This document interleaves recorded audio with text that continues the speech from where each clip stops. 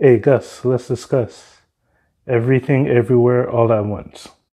So I've heard a lot about this movie and about how it can be hard to describe a bit, but the way I like to describe it is it's kind of Matrix meets the TV show Chuck, mainly in the sense that it touches on reality and our perception of it, and Chuck, where it's about getting new abilities and skills to address the problem at hand, which is our perception on reality and what needs to be done to make things right for ourselves. I'm very likely to recommend this movie. Okay, I usually like to start with what I didn't like first, so we can finish off with what I did like. So what I didn't like, it's probably just nitpicky, was some of the sound effects a little bit, and some of the cuts they did during the action, during the choreography. It didn't mesh to me, at least. But like I said, mostly nitpicky little stuff. Still love the film. So let's get into the themes. So I'm gonna dive into the themes, or at least the themes I saw in it. So if you don't want spoilers or you want to go in with a clean slate, then come back to this after you're done watching it. So here we go with the themes. So I love how they wove all of the themes together. It was so well done. Like the way I break it down is the first obstacle she faces is with her lack of self-awareness and what she values in life. So the first time we get a hint of it was her watching the musical on the TV that probably she likes to sing or dance, but the audit clarified it was more of the singing, probably with the karaoke machine. But the audit is where we see where her real heart is with the music and all these other things they're trying to put on the business expenses. And right when her what she values in life is being questioned, that's when her journey as we follow her begins into this alternate dimensions and multiverse. So in this first phase, like in Chuck, when they're learning their new abilities and this new way of living, this new lifestyle that they never thought was possible was things of fiction, that's where her self journey begins. She's tossed into a fight or die mentality. Like either you begin your self worth journey, your self reflection, or you die because all these multiverses are crashing. So it's time to make a decision. No more delaying, no more procrastination. So eventually she starts to come around, right? She starts to witness these new possibilities with her own eyes. She starts to feel the pressure of the upcoming evil. So now she's starting to embrace this new reality more. And this new reality is exposing her to the impact of all of her decisions. Like her husband explains to her, or alternate version of him, alpha version, that every little decision we make makes a new branch, a new possibility, or a new way our life could have went.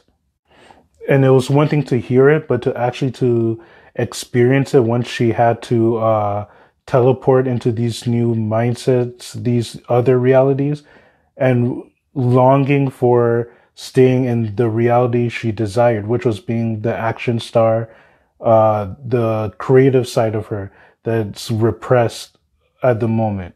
And when she wants to stay in the past or in that moment, which is kind of a reflection of different past decisions, she's reminded you can't stay in the past. You can't dwell on the past.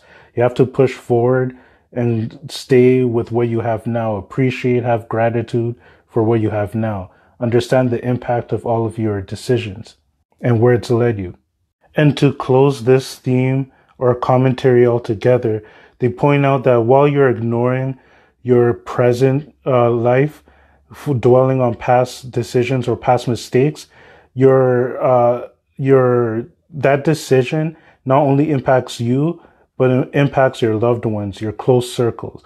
Like she pushed her daughter too far, and that's what started this entire mess in the first place. So even that alpha version decision impacted other people than just herself, or even just her and her daughter or her family. Speaking on family, that brings us to the next theme. The second theme is communication. So now she's starting to get a better grasp of no longer dwelling the past and correcting her current decisions so she can be better prepared to face the evil and to continue her life, live a more fuller life. And that is also shown through the divorce papers. Her husband doesn't want to divorce her. That's the last thing he wants. He loves her. They've been through a lot of tough times together, and they have a loving family together and a loving daughter. But she's so focused and stuck on the past that he has to do something drastic that he doesn't even, that's very risky, that he doesn't even want to do, to just get her to communicate and talk, showing yet again her decisions are having an impact on another member of their family, her husband. So now that she's grasping her reality, learning finally accepting to put herself first and her desires first, and learning what she wants, now she has to communicate it as with this blindsided divorce papers. Like most people would, and like the alpha version of her daughter did, even though you know the other possibility, you kind of feel too emotionally strong to do it.